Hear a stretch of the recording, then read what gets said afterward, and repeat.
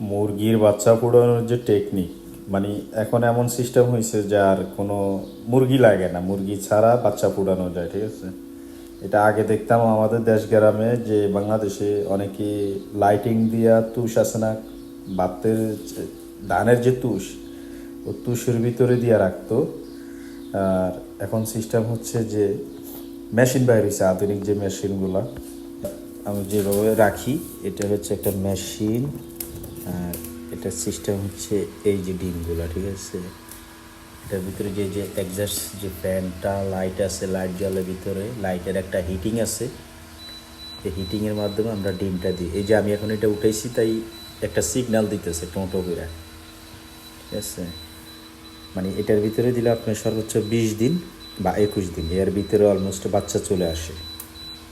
আর এটা হচ্ছে পানি দিতে হয় কন্টিনিউ, মানে পানি কন্টিনিউ লাগে না, হয়তো 2 দিন 3 দিনে পানি দিতে হয়।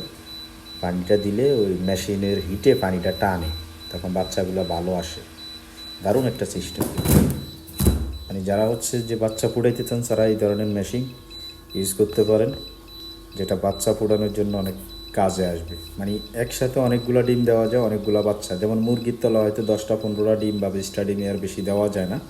কিন্তু আপনি চাইলে এই মেশিনের ভিতরে কম হইলে আপনি কত, প্রায় 100-র উপরে, 100 থেকে 150 ডিম দিতে পারবেন এটার ভিতরে। অনেক জায়গা, এটা রিস্ক বড়, অনেক ডিম দেওয়া যায় এটার ভিতরে।